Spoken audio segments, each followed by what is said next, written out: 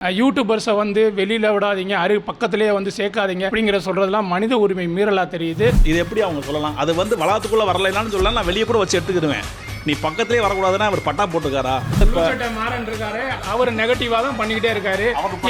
அவரை நிப்பாட்ட சொல்லுங்க. இன்னும் 2 பேர் நெகட்டிவே அதுக்குன்னே ஒரு பெரிய டீம் வச்சு பண்ணிட்டு இருக்காங்க. தியேட்டர் வாசல்ல பேசுறதுக்கே உங்களுக்கு அனுமதி இல்லைன்னு எழுதி கொடுங்க லெட்டர் பேட்ல. இது வந்து என்ன சொல்றது, குடிசை தொழில பண்றவங்கள அழிக்கிற மாதிரி தான். கார்பரேட்டை பூரா வாழ வச்சுட்டு குடிசை தொழில் பண்றவங்களை அழிக்கிற மாதிரி தான் இந்த நடவடிக்கை இருக்கு. உங்ககிட்ட 500 கோடி இருக்கு, 600 கோடி இருக்கு, பெருசா ஒரு சின்ன கதை கருவை பெருசாக்கி நீங்க படம் எடுத்து ப்ரொமோஷன் பண்ணி எல்லாம் பண்ணுவீங்க. அந்த 1 கோடி 2 கோடிக்கு பண்றவங்கலாம் எப்படி ப்ரொமோஷன் ஆவாங்க? 20 பேர் உங்க சேனல் பார்த்தாங்க நான் படத்துக்கு போனேன்னு சொல்றாங்க. அப்போ அந்த வியூ போனது வந்து 13,000 ஷார்ட்ஸ் எல்லாம் சேர்த்து 1 லட்சம் வியூ போயிருக்கும். அப்போ கிட்ட நம்ம சொல்லாதவங்க எத்தனை பேர் படத்துக்கு போயிருப்பாங்க நம்மளால, நம்ம சேனலால. ஸ்க்ரீன் பிளே நல்லா இருக்கிறப்ப பெரிய பட்ஜெட்டாக இருந்தாலும் சரி, சின்ன பட்ஜெட்டாக இருந்தாலும் சரி, மக்கள் தலையில் வச்சு தூக்கி கொண்டாட தான் போகிறாங்க. அதுக்கு மீறி நெகட்டிவ் கமெண்ட் கொடுக்குறாங்கன்னா அந்த அளவுக்கு நீங்கள் படம் எடுக்கிறீங்க. எல்லா மதுரையில் உள்ள மொத்த யூடியூபர்ஸ் இல்லை, தமிழ்நாட்டில் உள்ள யூடியூபர்ஸ் எல்லாமே சேர்ந்து நாங்கள் இதுக்கு ஒரு தீர்மானம் பண்ண வேண்டி இருக்கும். அதனால இந்த மாதிரி நீங்கள் யூடியூபர்ஸ்ன்னு சொல்லி குறை சொல்றதை நிறுத்துங்க. தமிழ் ராக்கர்ஸ் தடுக்க முடிஞ்சு எத்தனை வருஷம் வரைக்கும் முடியல. படத்துக்கு நஷ்டம் பண்றதுக்கு தமிழ் ராக்கர்ஸ் இருக்கான், ப்ளூ சட்டை இருக்கான். ப்ளூ சட்டை மாதிரி நெகட்டிவ் கொடுக்குற 1000 பேர் இருக்காங்க. அவங்க பூரா மில்லியன்ல போயிட்டு இருக்கு. அவங்கள கட்டுப்படுத்தாலே போதுமே. உங்க கையில வந்து ஒருத்தர் வந்து ஒரு 300 கோடி 400 கோடி கொடுக்குறாங்கன்னா அவங்கள திருப்தி பண்றதுக்கு நீங்க அந்த பிரம்மாண்டத்தை கொண்டு வர்றீங்க. ஆனா அந்த பிரம்மாண்டத்துல ஏன் கதையை மறக்கிறீங்க? 10 பேர் படம் பார்க்குறாங்கன்னா 10 பேருமே ஒரே மைண்ட் செட்டில் பார்ப்பாங்களா அப்படின்றது கிடையாது. எதுக்காக அந்த படம் பார்க்க வர்றாங்க அப்படின்னா ஒரு 2 மணி நேரம் வெளியில் இருக்கிற எல்லா கவலையும் மறந்துட்டு உள்ள வரணும்னு தான். அங்கேயே வந்துட்டு நமக்கு பிரச்சனையா இருக்கு, நமக்கு எதுவும் புரியலை அப்படின்னா அது மக்களோட பிரச்சனை கிடையாது, அது ஸ்க்ரீன் பிளேயோட பிரச்சனை. கங்குவாக்கு முன்னாடி வந்த படங்கள் வந்து இன்னும் ஓடிட்டு தான் இருக்கு. தேட்டர் பக்கத்தில் இருந்து கூட ரிவ்யூ எடுக்கக்கூடாதுன்னா இது என்ன? இது வந்து சுதந்திர நாட்டில் வந்து சுதந்திரம் தடுக்கிற மாதிரி தான். சுதந்திர உரிமை, பேச்சு தனிமை எல்லாத்தையுமே கட்டுப்படுத்துற மாதிரி தான். தயாரிப்பாளர் சங்கமோ திரைப்பட சங்கமோ அது வாபஸ் வாங்கணும். வந்து வாங்கலைன்னா இதுக்கு ஒரு பெரிய போராட்டம் நடக்கும். வணக்கம், இது உங்கள் குரு டாக்கீஸ்லேருந்து. இன்றைக்கி வந்து பார்த்தீங்கன்னா எதுக்காண்டி இப்போ நாங்கள் யூடியூபர்ஸ்லாம் ஒன்றா கூடிக்கோம்னா, ஆல்ரெடி நியூஸில் இப்போ ஹாட்டாக போயிட்டு இருக்கு, உங்களுக்கே தெரியும் நினைக்கிறேன். திரைப்பட தயாரிப்பாளர் சங்க தலைவர் திருப்பூர் சுப்பிரமணியன் தானே அவர் பேர். அவர் என்ன சொல்லியிருக்காருன்னா, இந்த மாதிரி FDFS ஷோ ஓப்பனிங் ஷோ வந்து எந்த யூடியூபர்ஸும் அலோவ் பண்ணாதீங்க, அவங்களால தான் நஷ்டம் வருது அப்படின்னு சொல்லி நேற்று அவர் பேசியிருந்தார். அதை தொடர்ந்து இன்றைக்கி பார்த்தீங்கன்னா தயாரிப்பாளர் சங்கத்திலேருந்து அறிக்கையை விட்டாங்க, எல்லா தேட்டருக்கும் இனிமேல் யாருமே யூடியூபர்ஸ் அலோவ் பண்ணாதீங்க அந்த மாதிரி ஒரு நோட்டீஸ் விட்டுருக்காங்க. இது வந்து சரியானதா என்னன்றது வந்து எல்லாத்துக்கும் தெரியணும் அப்படின்றதுக்காண்டி தான் நாங்கள் இப்போ இது பண்ணியிருக்கோம். இதை பற்றி நீங்கள் என்ன நினைக்கிறீங்க? வணக்கம், நான் வந்து மதுரை சினிமா ப்ரொமோஷன் அப்படின்னு சொல்லி ஒரு குரூப் வச்சு நடத்திட்டு இருக்கேன். சிறு குறு படங்கள்லாம் வர்றதை வந்து நாங்களே ஃப்ரீ ப்ரொமோஷன் பண்ணிட்டு இருக்கோம், நாங்களே கேட்டு வாங்கி பண்ணிட்டு இருக்கோம். எங்களோட தாட்டே வந்து பாசிட்டிவ் விமர்சனம் பண்ணி ஒரு படம் எடுக்கிறது எவ்வளோ கஷ்டம் அப்படிங்கிறது தெரியும் எங்களுக்கு. நானும் ஒரு டைரக்டராக நிறைய கஷ்டப்பட்டிருக்கேன். ஒரு ப்ரொடியூசர் பிடிக்கிறது எவ்வளோ கஷ்டம், இது எல்லாமே எங்களுக்கும் தெரியும். ஆனால் கதைக்களத்தில் வந்து கவனம் இல்லாமல், நம்ம படத்தில் நமக்கு கவனம் இல்லாமல், மக்கள் சொல்கிறத வந்து இவங்க யூடியூபர்ஸ் வந்து நீங்கள் சொல்லுங்கன்னு சொல்லிலாம் அவங்க வந்து எடுக்க மாட்டாங்க. மக்கள் என்ன சொல்கிறாங்க அந்த கருத்தை தான் பதிவிடுறாங்க. அந்த கருத்தை பதிவிடும்போது நீங்கள் யூடியூபர்ஸை குறை சொல்லி, அதுவும் நீங்கள் வந்து தேட்டருக்கு அருகாமலே வரக்கூடாதுன்றது ஒரு மனித உரிமை மீறல். அந்த மனித உரிமை மீறலை வந்து நீங்கள் பண்ணீங்கன்னா, இப்போ யூடியூபர்ஸ் எல்லாமே ஒன்று சேர்ந்து எந்த படத்தையுமே நீங்கள் வந்து எதுவுமே பண்ணாமல் நீங்கள் எப்படி ப்ரொமோஷன் பண்ணுவீங்க? உங்ககிட்ட 500 கோடி இருக்குது, 600 கோடி இருக்குது, பெருசாக ஒரு சின்ன கதை கருவை பெருசாக்கி நீங்கள் படம் எடுத்து ப்ரொமோஷன் பண்ணி எல்லாம் பண்ணுவீங்க. அந்த 1 கோடி 2 கோடிக்கு பண்ணுறவங்கலாம் எப்படி ப்ரொமோஷன் ஆவாங்க? இந்த மாதிரி சின்ன சின்ன யூடியூபர்ஸ் இருக்கும்போது தான் ப்ரொமோஷன் பண்ணி அந்த மாதிரி ஓடுறதான். ஏன் இதே மாதிரி நிறைய படங்கள் வந்துச்சு, ரப்பர் பந்து வந்துச்சு, வாழை வந்துச்சு, அதுக்கப்புறம் இப்போ ஓடிக்கிட்டு இருக்க படங்கள் வரிசையில் அமரன் கூட வந்த படங்கள் வரிசையில் நிறைய படம் போட்டி போட்டு வந்துச்சு. ஒரு 2 படம் மட்டும் ஏன் தனிச்சு ஓடுது? அதோட கதை களமும் கதையோட கருத்தும் அருமையாக அழகாக இருந்தால் எந்த படமாக இருந்தாலும் ஆட்டோமேட்டிக்காக ஓடும். அதை வந்து நெகட்டிவ் விமர்சனம் பாசிட்டிவ் விமர்சனம் பார்க்காம ஓடும். அதனால வந்துட்டு இவர் வந்து இந்த மாதிரி யூடியூபர்ஸை வந்து வெளியில் விடாதீங்க, பக்கத்திலேயே வந்து சேர்க்காதீங்க அப்படிங்கிற சொல்றதெல்லாம் மனித உரிமை மீறலாக தெரியுது. இதை வந்து வாபஸ் வாங்கணும். அப்படி இல்லைன்னா நாங்கள் யூடியூபர்ஸ் எல்லாமே, நான் ஒரு 120 யூடியூபர்ஸ் என்கிட்ட இருக்காங்க. எல்லா மதுரையில் உள்ள மொத்த யூடியூபர்ஸ் இல்லை, தமிழ்நாட்டில் உள்ள யூடியூபர்ஸ் எல்லாமே சேர்ந்து நாங்கள் இதுக்கு ஒரு தீர்மானம் பண்ண வேண்டி இருக்கும். அதனால இந்த மாதிரி நீங்கள் யூடியூபர்ஸ்ன்னு சொல்லி குறை சொல்றதை நிறுத்துங்க. அன்னை சொன்ன மாதிரி தனி மனித சுதந்திரத்தில் தலையிடுற மாதிரி தான் இது கருத்து சுதந்திரம் அப்படின்ட்டு. ஏன்னா இப்போ எந்த யூடியூபருமே நீங்கள் இந்த கருத்தை தான் சொல்லணும்ட்டு பப்ளிக் அவர் கொடுத்துறதே கிடையாது. இப்போ மக்கள் பார்த்துட்டு வரும்போது படம் எப்படி இருந்துச்சுன்ற ஒரு கேள்வி மட்டும்தான் எல்லா யூடியூபர்ஸுமே கேட்குறாங்க. அதுக்கு அவங்க சொல்கிற பதில் தான் நமக்கு ரிஃப்ளெக்ட் ஆகுது. 10 பேர் படம் பார்க்குறாங்கன்னா 10 பேருமே ஒரே மைண்ட் செட்டில் பார்ப்பாங்களா அப்படின்றது கிடையாது. அவங்க 10 பேருமே எதுக்காக அந்த படம் பார்க்க வர்றாங்க அப்படின்னா ஒரு 2 மணி நேரம் வெளியில் இருக்கிற எல்லா கவலையும் மறந்துட்டு உள்ளே வரணுன்றது தான். அங்கேயே வந்துட்டு நமக்கு பிரச்சனையாக இருக்குது, நமக்கு எதுவும் புரியலை அப்படின்னா அது மக்களோட பிரச்சனை கிடையாது, அது ஸ்க்ரீன் பிளேயோட பிரச்சனை. ஈவன் சின்ன பட்ஜெட்டில் அருமையான ஸ்க்ரீன் பிளே வந்து நிறைய படங்கள் ஓடிக்கிட்டு இருக்கு. கங்குவாக்கு முன்னாடி வந்த படங்கள் வந்து இன்னும் ஓடிக்கிட்டு தான் இருக்கு. அமரன் ஓடிக்கிட்டு இருக்கு. அமரனுடைய 4 படம் ரிலீஸ் ஆச்சு. அமரன் வந்துச்சு, லக்கி பாஸ்கர் வந்துச்சு, இதுக்கு பிரதர் வந்துச்சு, பிளடி பக்கர் வந்துச்சு. பிளடி பக்கர் பிரதர் என்னாச்சுன்னே தெரியல. அவங்க ப்ரமோஷனும் பண்ணாங்க, அவங்களும் ப்ரமோஷன் பண்ணாங்க. லக்கி பாஸ்கருக்கு ப்ரமோஷனே கிடையாது. ஓகே, ஆனால் அமரன் கூட இது சேர்ந்து ஓடிக்கிட்டு இருக்கு. கங்குவாக்கு முன்னாடி வந்தது ஏன்னா ஸ்க்ரீன் பிளே பக்காவாக இருக்கு. அடுத்த ட்விஸ்ட் வந்து நம்ம கணிக்கவே முடியல. அந்த மாதிரி மக்களை என்டர்டெயின்மெண்ட் பண்ணுறதோட வேலை தான் அங்கே. ஆனால் அவங்க மக்கள் இப்போ என்ன பண்ணிடுறாங்கன்னா அதை மறந்துடுறாங்கன்னு நினைக்கிறேன். இப்போ நம்ம விசுவலில் வந்து நம்ம இவ்வளோ காமிச்சிருக்கோம், மக்களுக்கு இது கொடுத்தா போதும் அப்படின்ற ஒரு மைண்ட் செட்டுக்கு வந்துட்டாங்களோ டேரக்டர்ஸ் அப்படின்றது ஒரு இது இருக்குது. இப்போ ஒரு 10 வருஷம் பின்னாடி போங்கண்ணே, அவர் டைரக்ஷன் டீம் எப்படி ஒரு படம் இருக்கும், கதைன்னு பார்த்துட்டு ஒருத்தர் இருப்பார், இயக்கம் ஒருத்தர் இருப்பார், ஸ்க்ரீன் பிளே ஒருத்தர் இருப்பார். ஸோ ஒரு படம் வருது அப்படின்னா முக்கியமான இது வந்து கதையும் திரைக்கதையும் தான். இதை ஒரு 2 பேர் 3 பேர் பிரிச்சிருப்பாங்க. இப்போ அப்படி வருதா அப்படின்னு கேட்டால் கிடையாது. டயலாக் யார் எழுதுறாங்களோ அவங்க தான் கதை, அவங்க தான் டைரக்ஷனு, அவங்க தான் ஸ்க்ரீன் பிளே. ஒருத்தரோட தாட்டு தான். ஓகேவா, இப்போ 4-5 பேர் இருக்காங்க, அசிஸ்டன்ட் டேரக்டர் இருக்காங்க, அசிஸ்டன்ட் டேரக்டர் இருப்பாங்க. அதே இது கதை ஒரு ஆள்கிட்டையும் திரைக்கதை ஒரு ஆள்கிட்டையும் இருந்துச்சு அப்படின்னா டிஸ்கஸ் பண்ணி வேற ஒரு ஆங்கிள் கிடைக்கும்.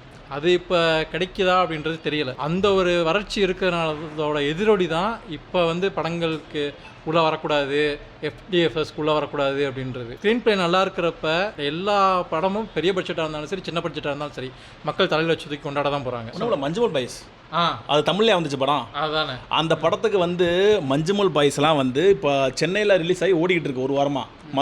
மதுரை கிடையாது, டவுன் சவுத், ரெஸ்ட் ஆஃப் தமிழ்நாடுன்னு சொல்லுவாங்க. சென்னை தவிர்த்து போகிற ரெஸ்ட் ஆஃப் தமிழ்நாடுன்னு சொல்லுவாங்க. ரெஸ்ட் ஆஃப் தமிழ்நாட்டில் படம் ரிலீஸே ஆகலை.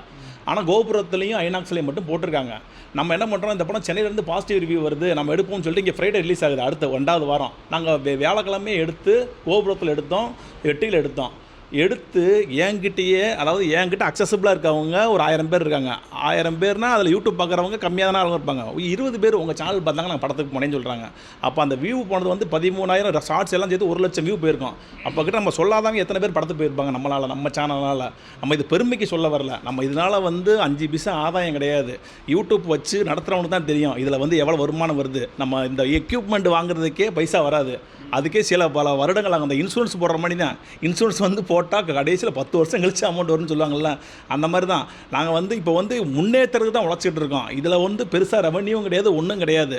இன்னொன்று வந்து சில பேர் வந்து சினிமா, இப்போ எனக்கெல்லாம் காலேஜ் படிக்கிற சொல்லுவாங்க, நீலாம் ஏன்டா இங்கே பிகாம் சீட் அவங்க அப்பா வேஸ்ட் பண்ணிட்டார், நீ சினிமாவுக்கு போயிருக்க வேண்டியதானே. அதில் உள்ள ஆசையெல்லாம் ஒரு பேஷனாக எடுத்து பண்ணுறோம். நான் என்ன வேலை பார்க்குறேன்னு அந்த யூடியூப் என் ஃப்ரெண்ட்ஸுக்கு தெரியும், எவ்வளோ சேலரி வாங்குறேன், என்ன வேலை பார்க்குறேன். இதெல்லாம் யூடியூப் பண்ண அவசியம் கிடையாது. நான் பேஷனை எடுத்து பண்ணுறேன், இதெல்லாம் எடுத்து பண்ணுறேன், வருமானத்துக்காண்டி பண்ணல. ஆனால் இந்த இது வந்து பண்ணுறது வந்து இவர் சொன்ன மாதிரி தான், அது ஒரு தனி மனித சுதந்திரத்தில் தலையிடுற மாதிரி இருக்குது. இது எப்படி அவங்க சொல்லலாம், அது வந்து வளாகத்துக்குள்ளே வரலைன்னு சொல்லலாம், நான் வெளியே கூட வச்சு எடுத்துக்கிடுவேன். நீ பக்கத்துலேயே வரக்கூடாதுன்னா அவர் பட்டா போட்டுக்காரா கேட்குறேன். அந்த லெட்டர் பேரில் கொடுத்துருக்காங்க, திரையரங்க வளாகத்தில் அருகில் கூட வரக்கூடாது. அருகில் பட்டா போடுவாங்களாப்பா தேட்டருக்காரங்க போகிறான். தேட்டர் பக்கத்தில் ரெண்டு கூட ரிவ்யூ எடுக்கக்கூடாதுன்னா இது என்ன? இது வந்து சுதந்திர நாட்டில் வந்து சுதந்திரம் தடுக்கிற மாதிரி தான். பேச்சு சுதந்திர உரிமை, பேச்சு திறமை எல்லாத்தையுமே கட்டுப்படுத்துகிற மாதிரி தான். இது வந்து கண்டிப்பாக அது வாபஸ் வாங்கணும், கண்டிப்பாக இது பண்ணணும். ஏன்னா அவர் இவர் சொன்னது தான், சின்ன சின்ன படங்களுக்கெல்லாம் வந்து கோடிக்கணக்கில் வசூல் ஆச்சு. அப்போ அது யூடியூப்பராகவும் சொல்லுங்கள், சொல்லிட்டு நீங்களே சர்ச் பண்ணுங்கள். சர்ச் பண்ணி யாருக்கு வியூ போச்சு அதெல்லாம் பங்கு பிரிங்க. இல்லை பங்கு பிரித்தாங்க, வாழைப்படத்தை விட்டுருங்க ஜி, அது விடுங்க. நீ அடுத்து வாங்க. நான் கேட்குற கேள்வி என்னன்னா, இப்போ வந்து கங்குவானாலும் நம்மளுக்கு லாஸ் ஆச்சுன்னாங்களா? நான் லாஸ்ன்னு நானே ஒத்துக்கிறேன். இதுக்கு முன்னாடி எத்தனை படம் யூடியூப்பாரால் லாபம் வந்துச்சு? அந்த லாபத்தை படம் பங்கு தர ரெடியாக இருக்கீங்களா? நாங்கள் வந்து நாளையிலேருந்து நிப்பாட்டிடுறோம், எல்லாருமே நிப்பாட்டுறோம்.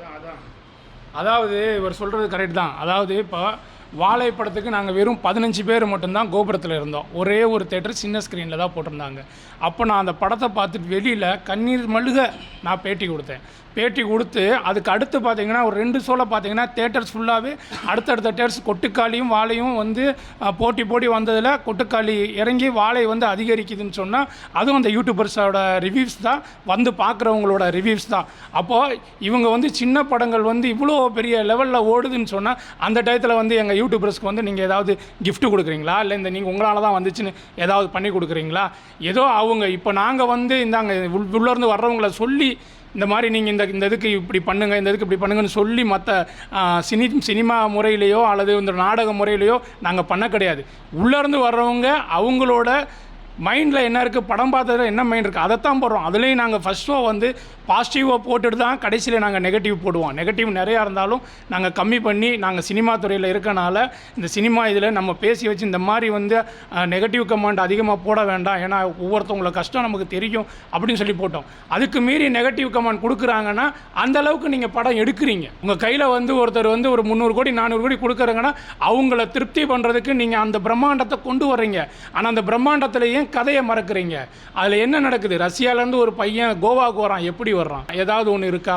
அதுவும் இல்லாமல் ஒரு ட்ரெயின் ஓடுது, அதை காட்டுறீங்க, டாப் ஆங்கிளில் காட்டுறீங்க, அந்த சைடு கதவே இல்லை, ஆனால் உள்ளே வந்துடுறோம். இதுக்கெல்லாம் நாங்கள் வந்து கொட்டுக்காலியில் சொன்ன மாதிரி கிளைமேக்ஸை நீங்களே எழுதிக்கிங்கன்ற மாதிரி ஒவ்வொன்றுக்கு நாங்களே மனசில் எழுதி வச்சுக்கணுமா? அப்போ அதை வந்து நாங்கள் வெளியில் கொட்டினோம்னா ஏன் கொட்டுறீங்க? கொட்டக்கூடாது, நாங்கள் பணம் போட்டால் லாபம் மட்டும்தான் பார்ப்போம், நீங்கள் இதெல்லாம் செய்யவே கூடாதுன்னு சொல்லி எங்களை நீங்கள் வந்து அடக்குமுறை பண்ணுறீங்களா? இல்லை கேளுங்க, ஒரு படத்தை வந்து எடுக்கிற விதத்தில் எடுத்தீங்கன்னா கண்டிப்பாக அந்த படம் வந்து எப்படியா இருந்தாலும் ஓடும். எங்கேயோ இடத்த காந்தாரா ஓடலையா, பாராட்டலையா? ரப்பர் பந்து, நம்ம ரப்பர் பந்து இப்போ வந்துச்சு, எந்த ஒரு விளம்பரம் இல்லை, எந்த ஒரு ப்ரமோஷன் கிடையாது, ஒன்லி யூடியூப் ப்ரமோஷன் தான். எப்படி ஓடிச்சு படம்? படம் நல்லா எடுத்தா அருமையாக இருக்கும், அழகாக ஓடும். அதுக்காக நீங்கள் வேலை பார்க்கலன்னு சொல்லல, நீங்கள் கஷ்டப்படல, நீங்கள் எல்லாம் தான் பண்ணீங்க. கதையில் ஏன் கவனத்தை செலுத்தலை? ஒரு சின்ன விஷயம், அந்த சின்ன விஷயத்தை வச்சு இவ்வளோ பிரம்மாண்டம் பண்ணால் அது மக்கள் ஏற்றுக்குவாங்களா? அது கூட தெரியல. ஏன் இப்போ இதுக்கு முன்னாடி வந்த யாத்திசை படம், புது டைரக்டர், புது எல்லாமே புது, டீமே புது, அவங்க எடுத்து நல்லா ஓடலையா?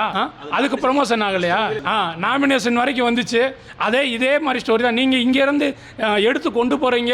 ரொம்ப லாங்காக இந்த படத்தை வந்து பிஃபோருக்கு கொண்டு போகும்போது வலுவான ஒரு அந்த இடத்துல நம்ம எதிர்பார்க்குற எதுவுமே இல்லைன்னா அப்போ எல்லாரும் குறை தானே சொல்லுவாங்க. உங்ககிட்ட குறைய வச்சுட்டு இங்கே உள்ள யூடியூபர்ஸ் தப்பு பண்ணிட்டாங்க, அங்கே உள்ளவங்க தப்பு பண்ணிட்டாங்க, இவங்க வரல, இதெல்லாம் சொல்லி உங்களுக்கு உள்ள நஷ்டங்களை நீங்கள் சமரசப்படுத்த பார்க்குறீங்களா?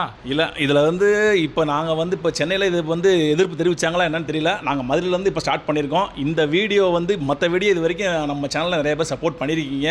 கண்டிப்பாக இந்த வீடியோவை ஒவ்வொரு யூடியூபர்ஸும் கண்டிப்பாக சப்போர்ட் பண்ணுங்கள், அதிகபட்சம் ஷேர் பண்ணுங்கள், லைக் பண்ணுங்கள். இந்த பிரச்சனைக்கு கண்டிப்பாக ஒரு முடிவு தெரிஞ்சு ஆகணும். ஏன்னா வந்து இதில் வந்து பெருசாக நம்மளுக்கு ஒன்றும் வருமானம் இல்லை. பேஷனாக 90% பேர் பேஷனாக தான் பண்ணுறாங்க. யாரும் வருமானத்துக்கு வந்து யூடியூப் ஒன்றும் பண்ணல. ஒரு பேஷன் தான், ஒரு பிடிச்ச விஷயத்த பண்ணுறாங்க. அதில் வந்து நீங்கள் வந்து இந்த மாதிரி தலையிடுறது வந்து எல்லாருக்குமே நிறைய பேர் என்கிட்ட ஃபோன் பண்ணி சங்கடப்பட்டு ரொம்ப புலம்பிகிட்டே தான் இருக்காங்க. இது என்ன யூடியூபர்ஸ் நாங்கள் வந்து இப்போ நாங்கள் இதை பேசிகிட்டு இருக்கோம், இனி பார்க்குற வியூவர்ஸும் மக்களும் திரண்டாங்கன்னா உங்களால் ஒன்றும் பண்ண முடியாது. அதுக்கப்புறம் நாங்கள் எதுவும் இதுக்கு சொல்ல முடியாது. அதனால் அது வந்து தயாரிப்பாளர் சங்கம், திரைப்பட சங்க தலைவரும் எல்லாம் சேர்ந்து இது வந்து ஒரு நல்ல முடிவாக எடுங்க. ஏன்னா வந்து நாங்கள் பாசிட்டிவாக தான் போட்டுட்ருக்கோம். நீங்கள் வேணால் எங்கள் சேனல், என் சேனலில் குரு டாக்கீஸ், என் மதுரை சேனலில் பாருங்கள், மதுரையில் இன்னும் 4 சேனல் நேம் தரேன் பாருங்கள். நாங்கள் வந்து எப்பயுமே எடிட்டர் சொல்கிறது என்னன்னு கேட்டிங்கன்னா, தம்பி நெகட்டிவ் இருந்தால் லாஸ்ட்டில் போடு, பாசிட்டிவாக போனால் ஃப்ரண்ட்டில் போடு. வீடியோ பார்க்குறவன் யாருமே 8 நிமிஷம் வீடியோ போட்டு 8 நிமிஷம் பார்க்க மாட்டேன், 2 நிமிஷத்தில் கட் பண்ணிட்டு போயிடும். அவங்களுக்கே தெரியும். நீங்கள் ஒவ்வொரு யூடியூபர் யார் பார்த்தாலும் தெரியும், நம்ம 15 நிமிஷம் வீடியோ போட்டாலும் 2 நிமிஷம் தான் பார்ப்பான். நான் வந்து 7 நிமிஷம் 8 நிமிஷத்துக்கு பாசிட்டிவ் மட்டும் தான் போடுவோம். நீங்கள் வேணா வீடியோ செக் பண்ணி பார்த்துக்கோங்க. யாரோ ஒரு பேர் 2 பேர் பண்ண தப்புக்கு இப்படி மொத்த பேரையும் பழிவாங்க நடவடிக்கை ஈடுபடுறது வந்து நெகட்டிவே கத்தின்னு இருக்காங்களே, அவங்கள போய் சொல்லுங்க. மாறன் இருக்காரு, அவர் நெகட்டிவா தான் பண்ணிக்கிட்டே இருக்காரு. ஏன் அவரை நிப்பாட்ட சொல்லுங்க. இன்னும் 2 பேர் நெகட்டிவே, அதுக்குன்னே ஒரு பெரிய டீம் வச்சு பண்ணிட்டு இருக்காங்க. மில்லியன் கணக்கில் போயிட்டு இருக்கு. அவங்கள நிப்பாட்டுறதுக்கு அவங்கள வந்து நீங்க தியேட்டர் வாசல்ல பேசுறதுக்கே உங்களுக்கு அனுமதி இல்லைன்னு எழுதி கொடுங்க லெட்டர் பேட்ல. நீங்க வந்து திரையிலே வரக்கூடாது, உங்களை வச்சு கேமரா எடுக்கக்கூடாதுன்னு சொல்லி போடுங்க. எங்களை வந்து தியேட்டர் வளாகத்துக்கே வரக்கூடாதுன்னு சொன்னா சுத்தியும் பட்டா போட்டு வேலி போட்டு மக்களை மட்டும் உள்ள அனுப்ப போறீங்களா? இல்ல கேட்குறேன், வெறும் மக்கள் யாரு, யூடியூபர் யாருன்னு பார்த்து நீங்க அனுப்ப போறீங்களா உள்ள? அதனால இது சரியானது கிடையாது. அதனால வந்து இதை பண்ணி மறுபரிசீலனை பண்ணி இதை வந்து வாபஸ் வாங்கணும். தயாரிப்பாளர் சங்கமும் திரைப்பட சங்கமும் வந்து வாங்கலைன்னா இதுக்கு ஒரு பெரிய போராட்டம் நடக்கும். இன்னொன்று இதில் வந்து என்னன்னா, தடை செய்யறதுனால என்னன்னா பெரிய நட்டம் வந்து திரையரங்க உரிமையாளர்களுக்கு தான். ஏன் அப்படின்னா எடுக்க தான் போறேன் எல்லா பக்கமும். நீ தியேட்டர் பக்கத்துல வரலைன்னா தியேட்டர் வந்து 1 கிலோமீட்டர் தள்ளி எடுக்க போறான். இல்ல இன்னொரு விஷயம் இருக்குது. இதுல இப்போ வந்து யூடியூபர்ஸ் போடுறாங்க, போட்டுட்டு இருக்கீங்க. ஃபர்ஸ்ட் ஆஃப் முடியுதுல இன்டர்வல், அப்பயே ஃபர்ஸ்ட் ஆஃப்ல ஃபுல்லாக ட்விட்டரில் ரைட்டப் போட்டுறான். ஆமாம், இன்ட்ரோடக்ஷன் எப்படி இருந்துச்சு, ஃபர்ஸ்ட் சாங் எப்படி இருந்துச்சு, பிஜிஎம் எப்படி இருக்கு, எல்லாமே கொடுத்துட்றான். தமிழ் ராக்கர்ஸை தடுக்க முடிஞ்சு எத்தனை வருஷம் வரைக்கும் முடியல.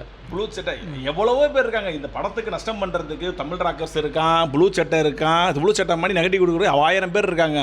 அவங்க பூரா மில்லியனில் போயிட்டு இருக்கு. அவங்களோட கட்டுப்படுத்தாலே போதுமே. இந்த மாதிரி சின்ன யூடியூபர்ஸை வந்து யூடியூபர்ஸ்ன்னு சொல்கிறது வந்து இது வந்து என்ன சொல்கிறது, குடிசை தொழிலில் பண்ணுறவங்கள அழிக்கிற மாதிரி தான். கார்பரேட்டை பூரா வாழ வச்சுட்டு குடிசை தொழில் பண்ணுறவங்கள அழிக்கிற மாதிரி தான் இந்த நடவடிக்கை இருக்குது. அதாவது ஃபைனலில் என்னென்னா, இவங்க வந்து மனித உரிமை மீறல் மாதிரி ஒரு லெட்டரில் எழுதி போட்டது வந்து உண்மையிலே எங்களுக்கு ரொம்ப மிக வருத்தத்தை தெரிவிக்குது.